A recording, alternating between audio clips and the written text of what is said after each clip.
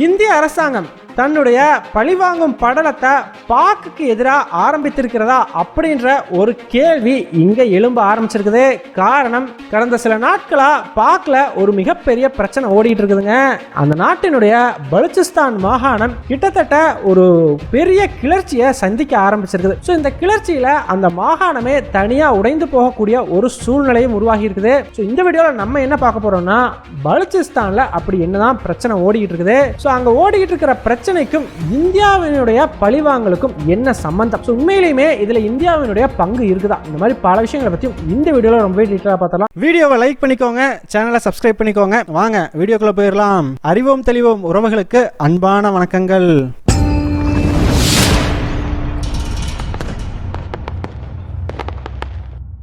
முதல் விஷயமா, கடந்த ஒரு 2 நாட்களுக்கு முன்னாடி இந்தியாவினுடைய அண்டை நாடான பாகிஸ்தானில் இருக்கக்கூடிய பலுச்சிஸ்தான் மாகாணத்தில் ஒரு ஹைவேஸில் போய்கிட்டு இருந்த பஸ் ஒன்று ஒரு கும்பல் வழிமறிக்கிறாங்க.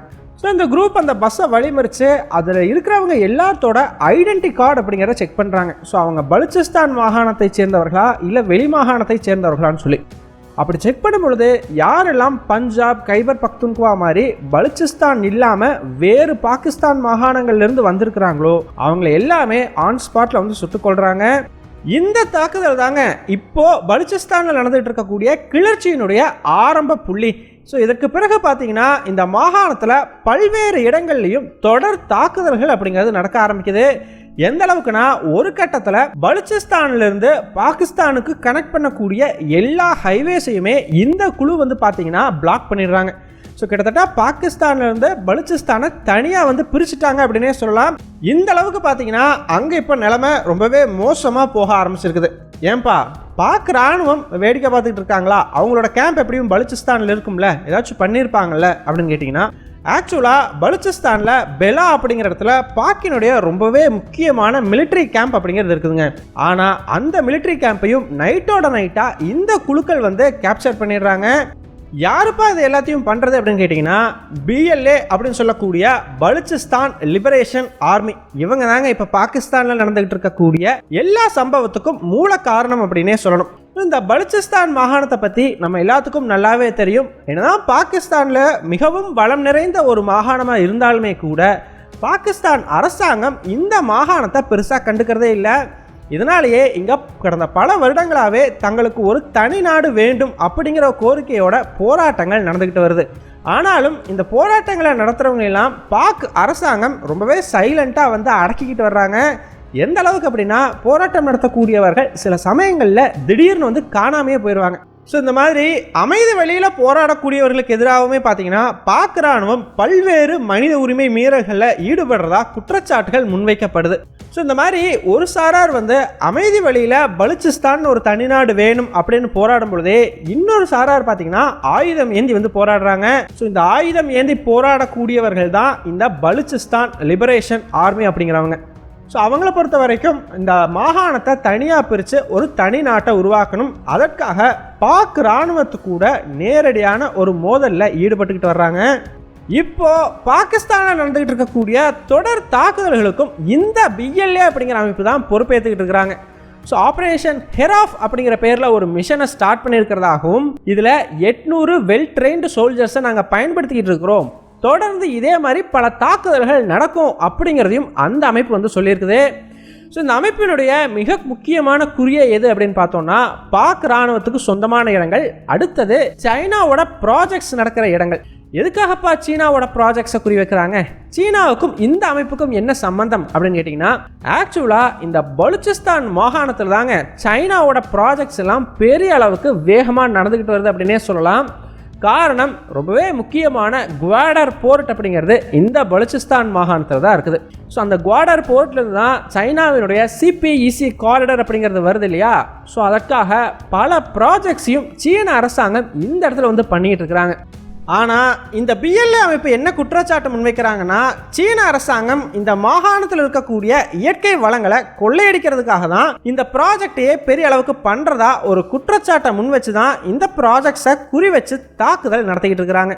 ஸோ இதனால தாங்க நம்ம ஸ்டார்டிங்லேயே பார்த்துருந்தோம் இல்லையா, ஹைவேஸில் போய்கிட்டு இருந்த ஒரு பஸ்ஸை வழிமறித்து தாக்குதல் நடத்துகிறாங்க அப்படின்னு சொல்லி.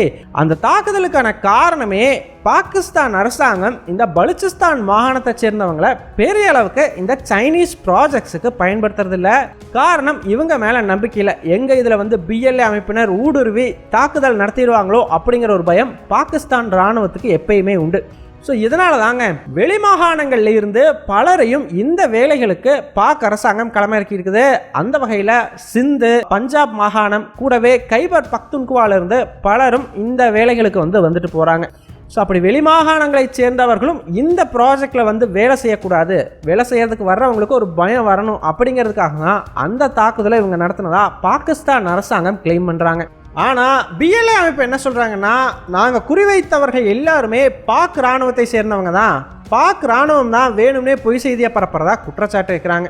ஸோ எது எப்படி பார்த்தாலும் இவங்க பெரிய அளவுக்கு சைனீஸ் ப்ராஜெக்ட்ஸை குறிவைக்கிறதுக்கான இன்னொரு காரணமும் இருக்கதாங்க செய்யுது. அது என்னன்னு பார்த்தீங்கன்னா, சைனாவோட ஃபண்டிங். ஸோ சீன அரசாங்கம் தான் பாக்குக்கு தேவையான எல்லா வகையான ஃபண்டிங் அப்படிங்கிறதையும் பண்ணுறாங்க. ஈவன் இந்த சைனீஸ் ப்ராஜெக்ட்ஸை பாதுகாக்கிறதுக்காக பாக் இராணுவத்துக்கு ஒரு குறிப்பிட்ட தொகையை கொடுக்கறதாகவும் சொல்லப்படுது. அந்த தொகையை பயன்படுத்தி தான் பிஎல்ஏவுக்கு எதிராக பாக் அரசாங்கம் பல்வேறு நடவடிக்கைகளையும் எடுத்துக்கிட்டு இருக்கிறாங்க. அதுவும் இந்த ப்ராஜெக்ட்ஸை இவங்க தொடர்ந்து குறிவைக்கிறதுக்கான ஒரு முக்கியமான காரணமாக மாறி இருக்குது. சரிப்பா, இது எல்லாமே ஓகே. இதில் இந்தியா எங்கிருந்து வந்துச்சு அப்படின்னு கேட்டிங்கன்னா, பாகிஸ்தான் அரசாங்கம் கடந்த பல வருடங்களாகவே இந்த பிஎல்ஏ அமைப்புக்கு இந்தியாவும் ஆப்கானிஸ்தானும் சேர்ந்து தான் உதவிகள் செய்துக்கிட்டு வருது அப்படின்ற ஒரு குற்றச்சாட்டை முன் வச்சுக்கிட்டே தான் வர்றாங்க. அது எப்படி அப்படின்னு பார்த்தீங்கன்னா, இந்திய இராணுவம் தான் இவங்களுக்கு தேவையான ஆயுதங்கள் எல்லாத்தையுமே கொடுக்குறாங்க. அதே சமயம் ஆப்கானிஸ்தான் பார்த்தா இவங்க பாகிஸ்தானில் ஒரு தாக்குதலை நடத்திட்டு தப்பிச்சு போகிறதுக்கு, அதாவது அவங்க போய் சேஃபாக செட்டில் ஆகிறதுக்கு ஆப்கானிஸ்தானை பயன்படுத்திக்கிறாங்க அப்படின்ற மாதிரி சொல்கிறாங்க. இப்போ இவ்வளோ பெரிய ஒரு தாக்குதல் நடக்குது இல்லையா, ஸோ கண்டிப்பாக பாகிஸ்தான் இராணுவம் இவங்களுக்கு எதிராக ஒரு நடவடிக்கை எடுப்பாங்க. அப்படி நடவடிக்கை எடுக்கும் பொழுது ஆட்டோமேட்டிக்காக அவங்க ஆப்கானிஸ்தானுக்கு போயிடுவாங்க.